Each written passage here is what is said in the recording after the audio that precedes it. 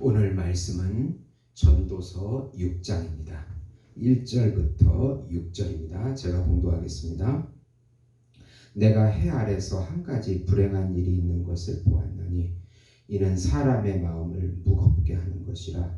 어떤 사람은 그의 영혼이 바라는 모든 소원에 부족함이 없이 재물과 부요와 존귀를 하나님께 받았으나 하나님께서 그가 그것을 누리도록 허락하지 아니하셨으므로 다른 사람이 누리나니 이것도 헛되어 악한 병이로다.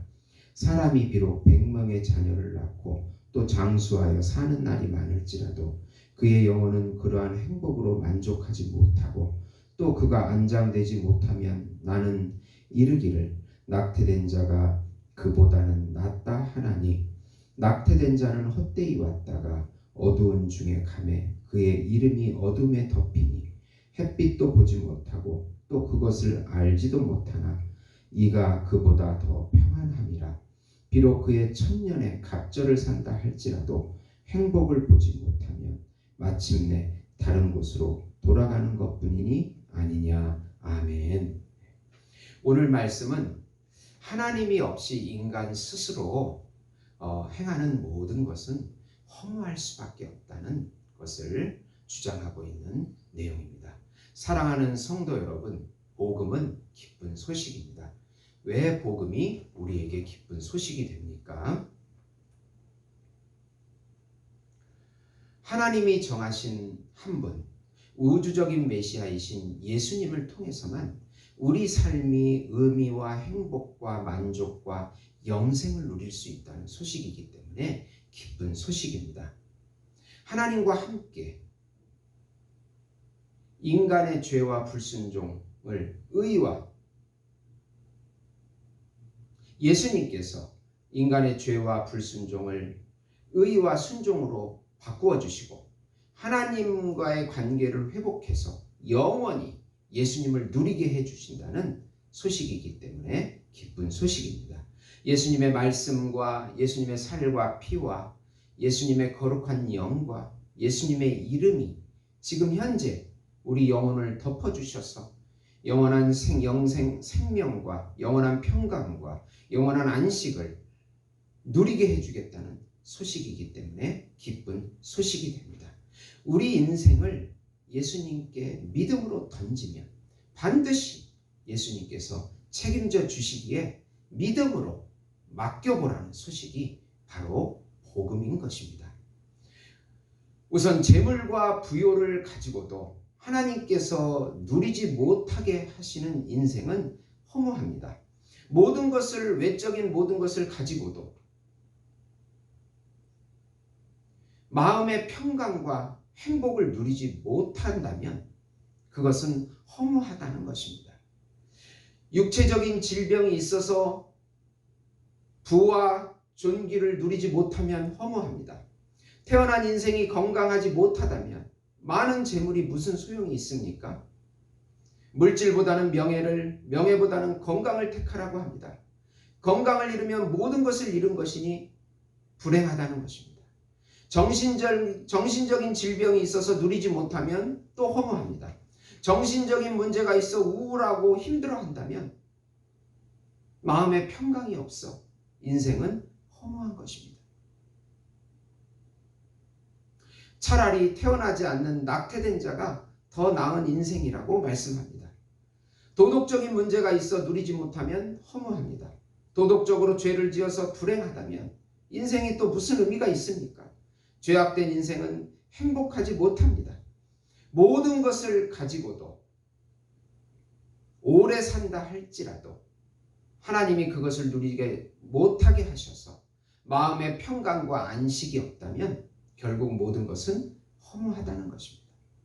하나님께서 죄인인 인간에게 예수님을 통해서만 참 의미와 참 행복과 참 평강을 누리도록 하셨기에 예수님과 연합해서 동행할 때 우리는 허물을 극복하고 참 의미의 삶을, 참 행복의 삶을 살 수 있다는 것입니다. 두 번째로 육체적인 욕망과 지식에 대한 갈망과 인간의 야망은 끝이 없고 채워지지 않기에 허무합니다. 인생에서 식욕은 아무리 채워도 허무합니다. 맛집을 아무리 돌아다녀도 만족이 없어 식욕은 채워지지 않습니다. 인간의 지혜도 인생을 행복하게 하지 못합니다. 그 지혜는 삶의 처세술을 의미합니다. 지혜자가 조금 더 우매자보다 나을지 몰라도 그 순간뿐입니다. 영원으로 이어지지 못하기 때문입니다. 또 누리지 못하고 계속 공상만 하는 것도 허무합니다. 어떤 사람은 공상을 하면서 삶을 살아갑니다. 현재의 삶을 즐기지 못합니다. 생각의 노예가 되어서 삶의 순간을 즐기지 못합니다. 이것도 헛된 인생입니다. 그래서 루터는 다른 좋은 것을 생각하는 것보다는 현재 좋은 것을 즐기는 것이 더 나은 인생이라고 조언하고 있습니다. 욕심과 탐심은 우상숭배이기에 만족이 없고 오히려 죄를 짓게 됩니다. 예수님으로만 인간은 탐심을 끊어버리고 참 만족을 누리게 되는 것입니다. 세 번째로 하나님께서는 우리 인생의 주인이시고 인도하시기 때문에 겸손하고 순종할 때 우리는 참 행복을 누리게 됩니다. 우리 인생은 하나님을 떠나서는 무의미합니다. 하나님께서 인간을 주장하시기 때문입니다. 인간이 자유의지를 가졌지만 하나님께서 주도권을 가지고 간섭하시고 심판하십니다. 우리보다 강한 자와는 절대로 다툴 수가 없습니다. 10절에 보시면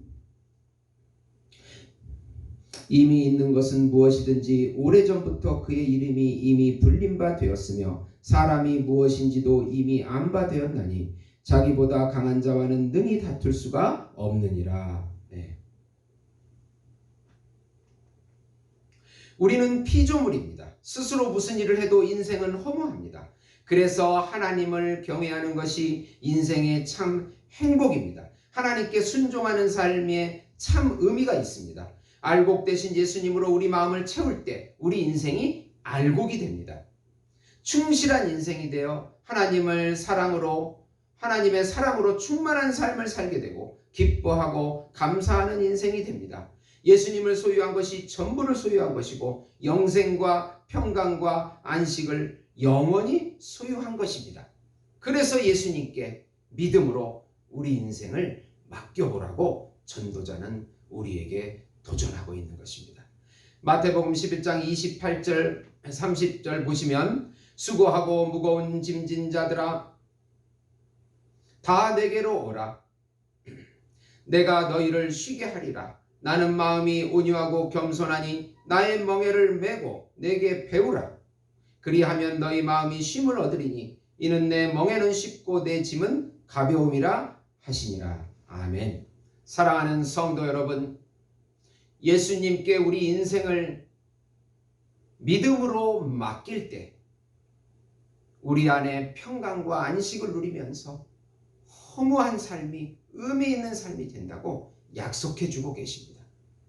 요즘같이 미래에 대해서 불투명해질 때 의미를 찾는 길은 우리 인생을 예수님께 드리는 것입니다.